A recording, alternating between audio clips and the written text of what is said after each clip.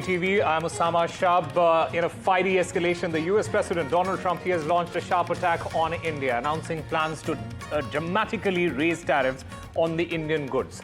Justifying his stance, Trump accused India of continuing oil trade with Russia and not caring about Ukrainian lives lost in the war. His comments come despite years of calling Prime Minister Modi a friend.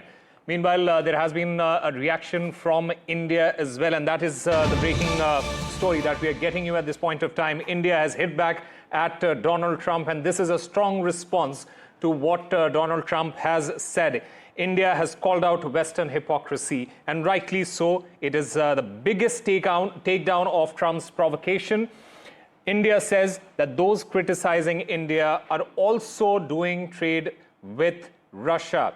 In fact, in the statement, India has said that in this background, apart from all the points that is being mentioned, the targeting of India is unjustified and unreasonable. Like any major economy, India will take all necessary measures to safeguard its national interests and economic security. This is one of the strongest ever statements by India against the United States.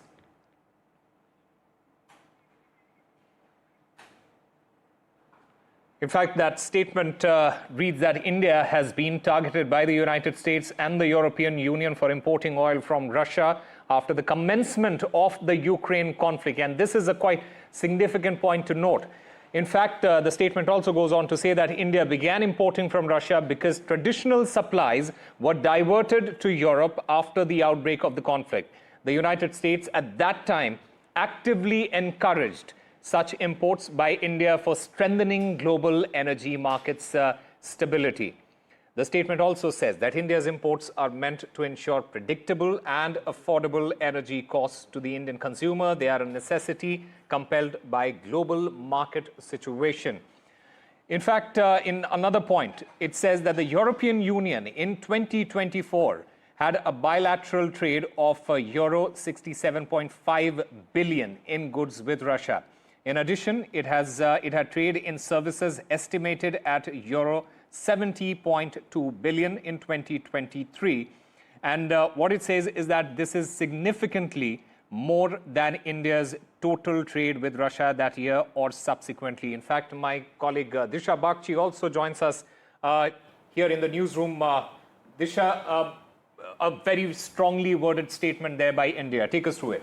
Absolutely. This is perhaps one of the strongest statements made by India against these allegations by not just US President Trump, but US in general has been targeting India for its oil imports from Russia. But really a very strongly worded statement, as you also went through, but just some lines that I want to highlight. That India is saying that it's very revealing that the very nations criticizing India are themselves indulging in importing Russian oil, because remember that European countries, Netherlands specifically, is one of the top export destinations of these the Russian oil imports that we refine in India and then are exported. So India really making it clear that we will not tolerate such baseless arguments and baseless allegations made against New Delhi, really saying that targeting of India in this regard is unjustifiable and unreasonable. So really India is also now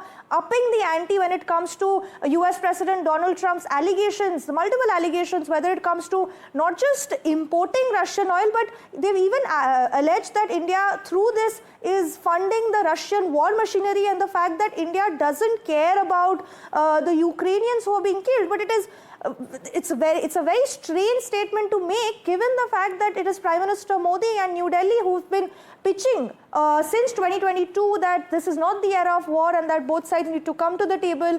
Prime Minister Modi, in fact, is one of the few leaders who's met both President Zelensky as well as Russian President Putin. So a very strange allegation made by US President Trump. Again, another sense of pressure tactics, weaponizing these tariff tools against India to push India to come to some sort of trade agreement. You know, Disha, what is also quite important, and this is something that we also need to highlight, is the hypocrisy that the Western hypocrisy. Because on one hand, US accuses India of doing trade and business with Russia, but on the other hand, US still imports minerals from Russia. So this is quite clearly hypocrisy. Absolutely, and that's exactly what the Indian statement is calling out, the Western hypocrisy, the fact that Europe and US are continuing to do business with Russia, and it's not just now, it's been going on since 2022, since the war, despite certain sanctions being placed. Europe and US have continued to import certain minerals, fertilizers and such materials from Russia, but that has not been called out. But in fact, New Delhi's import of oil, which India's position is clear, that it was because of these oil imports that global oil prices remained stable, and it wasn't just beneficial to India, but it was beneficial to the world economy. So really when it comes to US and European imports from Russia, whether it comes to certain minerals, fertilizers, that benefited only US and Europe and the West. But when it comes to India's imports of Russian oil, and it also impacted the global economy. So really calling out that Western hypocrisy quite clearly in this strongly worded statement. You know, the big question, Disha, at this point of time is, although India has responded, it's a very strongly worded response from India. But will India impose retaliatory tariff on US imports going forward? That is something that also India would be looking at. Yes, absolutely. There were certain reports saying that India is looking at that angle as well.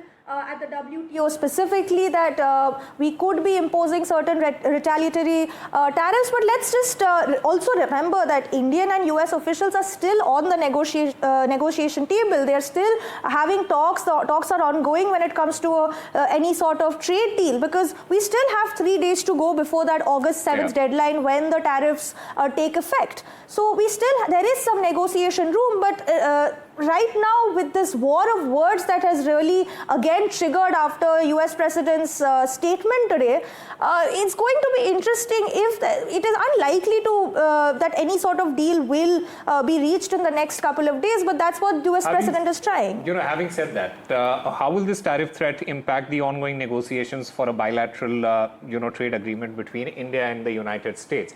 Because as you mentioned, that conversation is going on. India and US both were hopeful that there is going to be a positive result out of it. But from what we understand at this moment, it doesn't really look likely. What US President is trying to do is very clear. He's trying to, again, while pressurizing Russian President to come to the table, he's using the Ukraine war now also as a tool and weaponizing it to put the pressure on India, because India so far has always maintained and continues to maintain that we are a neutral party. If needed, we will help with negotiations when it comes to any sort of ceasefire. But we've remained neutral. We've said that we want both sides, both Russia and Ukraine, to come to the table. But now using this war, making such accusations, these baseless allegations that it is India who's also funding the Russian, war machinery, these are all pressure tactics, all weaponizing tariffs. And what President Trump is trying to do is use these in a sense to get India to agree to some sort of deal. But India has made its position clear that we will only trade on our own terms. We will not bow down to any sort of pressure, any sort of weaponizing of tariffs, and ultimately our trade pacts must benefit the Indian consumers, the Indian farmers.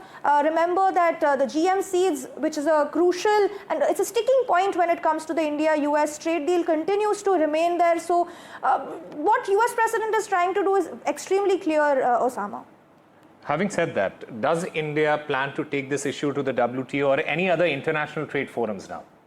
That remains to be seen. If that does happen, it's going to be another escalation, because so far India has not really mentioned much about any sort of retaliatory tariffs. There was some talk about it initially, but right now our stance was firm that we are at the negotiation table. We are going to come to some sort of trade deal between the two sides that's mutually beneficial.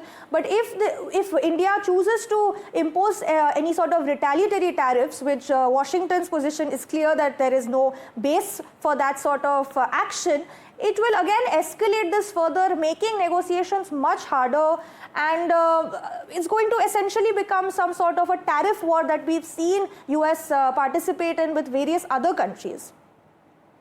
Right. the big question at this point of time, Disha, also is that whether India is willing to trigger, is India willing to trigger a trade war to defend its economic sovereignty, or is this, is this quite symbolic? How do you look at it? I think when it comes to, the retaliatory tariffs, the tit-for-tat tariffs, we've seen that US has been participating in that, but India has refrained from it, because a tariff war is not beneficial to either side. A tariff war is simply, in a sense, playing hardball. Both sides. It impacts both the consumers, making goods much more expensive for both sides, is harmful for both sides. So India definitely, it's not in India's interest either to participate in this kind of a tariff war. And so far, New Delhi hasn't shown much interest in that arena either. But we have also made it clear that nobody is going to stop us from importing Russian oil. The imports of Russian oil have gone down in the last couple of months, but that does not have anything to do with US presidents, weaponizing and these constant tariff threats. It is India who's going to trade on their own terms. We made it very clear when it comes to the India-UK FTA as well that those negotiations also took almost a decade, because India stood its ground that there are certain sticking points and we will find some sort of mutually beneficial deal, but we will not bow down. So that position remains clear for Washington as well, that no matter what threats that US President makes and these baseless allegations that US President makes, India will stand its ground, India will not bow down, and we will make sure that we get a deal that is beneficial to our consumers, to our citizens. Right. Given this shifting geopolitical tide, is India prepared for the potential backlash, or how do you see it?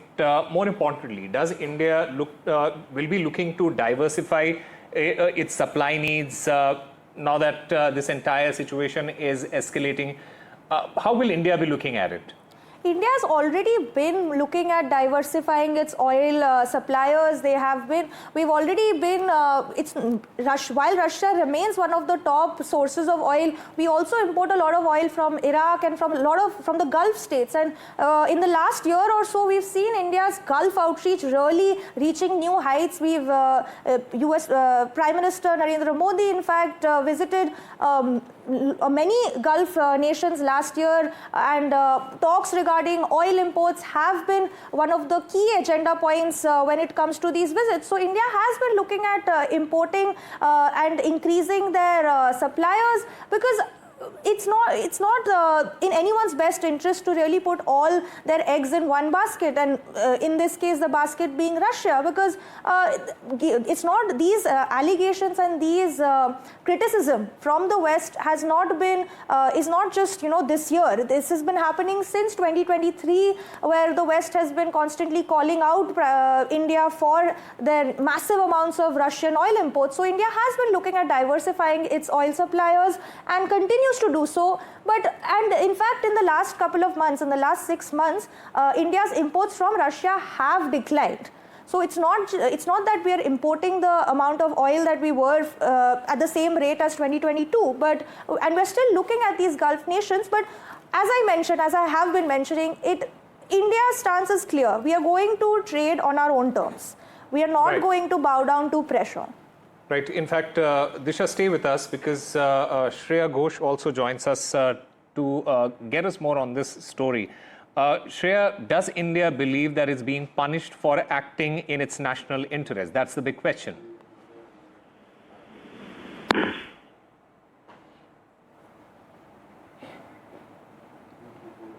All right, let me go back with this question to Disha Bagchi. Disha, again, the same question to you. Does India believe it is being punished for acting in its national interest? That is what the statement has clearly said, that India is being targeted, not I wouldn't use the word punished, but I'd use the word targeted. As the statement also says, that India has been targeted by the West, specifically by US and Europe, for importing Russian oil. But at the same time, US and Europe continue to do trade with Russia. It's not like they have isolated Russia or Russian economy from the global stage. So in a sense, those imports, whether it's fertilizers, whether it's minerals, while at a lesser scale, are also funding the war machinery in Russia. And the hypocrisy is so clear and so outrageous, given the fact that on one hand Europe is on this pedestal where they're giving aid to Ukraine, holding these peace summits supporting Ukraine, but on the same hand they are also importing fertilizers from Russia. So you're saying that you're backing Ukraine, but at the same time also funding the war machinery, and calling out India for its oil imports. Disha, could this statement also indicate a more assertive Indian foreign policy posture, even at the cost of straining ties? Yes, absolutely, because as I said, this is one of the strongest statements made by India, because we did see a statement coming in from India earlier where we made it clear that India and Russia ties are steadfast and they must not be looked through a third party's lens. But this statement is very different from that. This statement makes it clear that we cannot be targeted for something, and especially by parties, the very parties who are also participating in the same kind of thing, which is importing goods from Russia. So really, this statement does make it clear that our foreign policy stance is clear. And whether it comes to at the cost of the India-US trade relationship feeling certain tensions, we'll have to wait and watch, because there are multiple facets of this relationship. This sticking point has always been there, but how much it impacts the India-US trade relationship, that remains to be seen. Right. In fact, Vishnu Shom also joins us to get us more on this. Vishnu, a very stronger guest worded letter there from India as far as this entire escalation is concerned. I think, Osama, the big issue over here is that this goes beyond trade, this goes beyond oil. I think the bottom line over here is that India now perhaps perceives that this is something, the statements made by Donald Trump, which start striking at an aspect of the relationship itself, which is one of the strongest diplomatic relations which India has. The statement which has been issued is among the strongest, most strongly worded statements I have seen by India against the United States. There have, of course, been ups and downs in the relationship, but statements like this, in fact, point to a scenario which seems to be cascading fast. There is every possibility that Trump will go ahead and announce these tariffs, which is one thing. That is something India would have factored in. Remember, trade talks are continuing, but repeated mention by the United States President on India's continued import of Russian oil, the allegation of India fueling the Ukrainian war. This is all something that's entirely unacceptable for India. We are a large country. We have our energy requirements, which is why it's particularly significant that New Delhi says that the targeting of India is unjustified and unreasonable. Like any major economy, India will take all necessary measures to safeguard its national interests and economic security. The rest of the statement points to American hypocrisy and Western hypocrisy when it comes to the issue of oil imports, with India categorically mentioning that the US continues its own import of Russian items, for example, uranium hexafluoride for its nuclear industry, palladium for its EV industry, fertilizers as well as chemicals. And that it's not just that, Europe continues to consistently have trade with Russia. This is despite the war in Ukraine taking place, which includes the import of energy. Therefore, India being targeted is something New Delhi has now decided is not going to work. Vishnu, the another big question is, to what extent is India's position now shaped by energy, insecurity versus strategic alignment with Moscow? Well, I think India is looking at this from a very holistic standpoint. Remember, America is among our closest strategic partners, but so is Russia. But at the end of the day, Indian foreign policy is based on non-alignment. We don't use the words non-alignment anymore because these are different times. We call it strategic autonomy or autonomy. Call it what you want. The basis of India's foreign policy is India first. That we will pick partners and do work with our allies. We are a friendly nation, but at the end of the day, we need to decide what works for us. In a country with an economy which is growing at close to 6.5% GDP, with a massive population and with massive energy requirements, it is imperative for India to pick what works for us. And therefore, when the offer or the opportunity to import Russian oil at rates which were considerably lower than what was available elsewhere emerged, India went ahead and did that. And why should India not do that when, for example, Europe, which has also criticized India, continues to import Russian oil or energy deals, for example, not just energy. The European Union in 2004, says the External Affairs Ministry, had a bilateral trade of euro 67.5 billion in goods with Russia. In addition, it had trade in services estimated at 17.2 billion euros in 2023. This is significantly more than India's total trade with Russia that year or subsequently. European imports of LNG in liquefied natural gas in 2024, in fact, reached a record 16.5 million tons, surpassing the previous record, which was set in 2022. Therefore, this statement points to hypocrisy at the level of Europe and hypocrisy at the level of America, which continues to do business with Russia. India says that we are not going to accept these double standards.